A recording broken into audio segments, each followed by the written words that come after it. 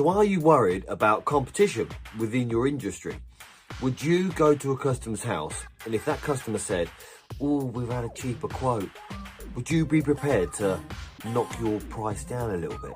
I think this is a concern for a lot of tradespeople, or women, tradesmen, tradespeople, because when they start up on their own, how are you going to win the jobs if you're not competitive? Especially if you're used to being employed. Well, when you're employed, you just turn up, you do the job, you know you're getting paid the same amount, whatever happens. It's just that one day. That one day you're at a customer's house and you sort of mistakenly find out, hang about, they're paying twice as much as I'm getting paid here. So my boss is getting like my wages for doing nothing. This is what you assume. So then that's what plants a seed in your head to think, I can do this on my own. It makes you think, could I charge double for my services and start up my own business and do all this everything's myself? So do you want to know the answer to that question? Stick around, you're about to find out. Toolbox Talks for Electricians, helping electricians reduce stress, gain back time and earn more money. Hello and welcome back to Toolbox Talks for Electricians. My name is Ben Poulter, your host, and today's podcast I think is a pretty interesting conversation among electricians or among all tradesmen, to be honest. I think because there's so many different opinions to self-employed to being employed, the pros and the cons. The employed guys, they say, well, you get paid exactly the same every week on time. And I get it, it's security. If you need that in a time, everybody's different. If everyone was the same, the world will be boring. So everyone's different and everyone's situation is different. So if you need to get paid a certain wage to cover all your bills, then that's fine. That's what you do. You go get employed. Being self-employed, yeah, you might not get paid for a couple of weeks or sometimes a couple of months, depending on the size of the job. But then when you do get paid, that works out to getting paid a lot more as employed and getting that set wage a week. It's a good lump sum, so you've got to be good with money and not get excited with like, yep, I've got a load of money, let's go out and spend it, buy that camper van or something like that. You've got to be quite good with your money, I'd say, to be self-employed. And then there's people that say, running your own business, man, it's stressful. You've got customers to deal with, you've got invoices to deal with, you've got wholesalers, you've got all this paperwork to keep up with. And to be honest with you, they're right. You have got to deal with all this. But in my eyes, I like doing something a little bit different every day. I like doing maybe invoices. I like doing quotes. I like meeting customers because doing the same thing every day. Not saying fixing electrics is boring, but it gets a bit repetitive when you're doing the same stuff. Say you got 20 kitchen refits to do. All you're doing is wiring circuits, doing the same stuff. I like a bit of a change where you're not getting covered in dust and dirt all day. You're sitting at home tapping away on the computer. It's fun. I feel like if I was employed and I had to turn up at a certain time every morning and get told where to go and what to do and where to go get the materials and I don't know, sort of, I wouldn't feel in control of my life in a way. I feel like I was getting told what to do far too much. But don't get me wrong, there is some fantastic bosses out there, some fantastic companies to work for. And it's not all doom and gloom being employed. You can be employed by a fantastic company and they look after you pretty damn well. They ain't got a tracker on the van where they're keeping an eye on where you are, what time you leave in sight. They're quite good. But obviously to that, there's a flip side where there's a bleeding idiot bosses. Why did you nip down the shop in the van? Why did you move that sofa at the weekend? The van should have been sitting still all weekend. Yeah, and they're the people that just want you to basically be their slave, to do what you're told when you're told. And if you don't do what you're told, then they'll say, you're out of a job, mate. And needless to say, I've met a few of these people and I've quit a few of these jobs in my time as well. And I think this is another reason that maybe setting up on your own, becoming self-employed, running your own business, it can be dangerous. If you see some success, then you carry on, you have plenty of success, and yeah, there's no sort of turning back. You couldn't think of anything worse than turning up on a Monday morning with your boss to give you a job sheet saying, right, you're driving 2 hours down the road to sit on a cherry picker in the pouring rain, fitting outside lights. You're doing that all week. I suppose you have got the option to say, I've got man flu, So yeah, you can sit at home and get paid as well, but that's not very good work ethics, is it?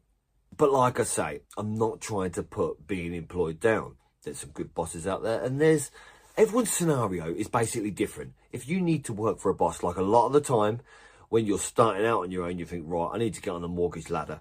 So you need to be employed. You need to have them bits of paper to show the mortgage company, to say, show your earnings is sort of consistent to be able to get the mortgage. And then as soon as you've got your mortgage, you jack it in and be self-employed. But you need that sometimes. So everyone's scenario is that little bit different.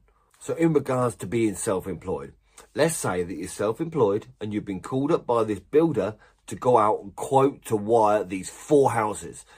Well, in my eyes, brand new builds and wiring out 4 houses would be a bit of a dream job. A sort of a good money earner. It's starting from fresh.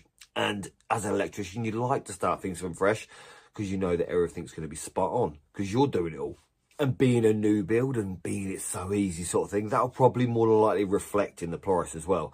Like when you rewire a 4-bedroom house that someone lived in to being empty, there's going to be sort of £1,000 price difference because I want to get paid for moving things around. To be honest with you, I'll try and put £1,000 on because I don't really want to do it when people lived in. It's a bit of a nightmare. Obviously, I've done it before and I would do it again if the price was right. But yeah, when someone's living in a property and you're trying to rewire it, it can be a lot more difficult. So when you're doing a new build, 4 brand new plots just been built, that's going to be easy. So you're not going to charge the same price of what you do in a 4-bed rewire. Because in a new build, you know exactly what you're going to do. You're going to jump in there, maybe 3 or 4 days, get that first fix done, nip off, and then when you come back, you're going to do your second fix, probably just before the kitchen goes in.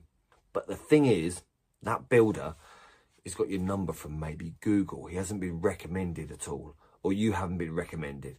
So you know for a fact that he's got, I don't know, 2 or 3 other electricians to come along to quote. Do you give them a quote and say, yeah, there might be a little bit of negotiation in that price? Or do you say, look, what's the other guy's quoted? I'll beat it by 10%.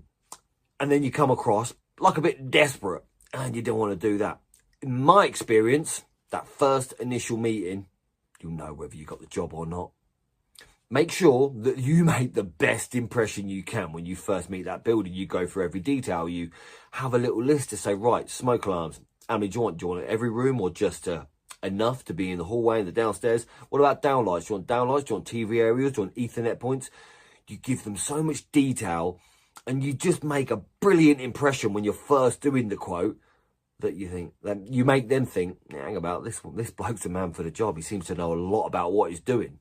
And then you could also go into detail how you plan to do the work as well. So, right, yep, we'll be here for a week. Let's first fix it, get it all in, make sure everything's right. We'll get that signed off from you. And then obviously you can mention as well that there's intermittent payments as well to get paid for first fix and then get paid for second fix and then maybe a completion later on. You can let them know that in the quote as well. But I always like to mention it to the builder as well. Say, look, is it all right to do stage payments?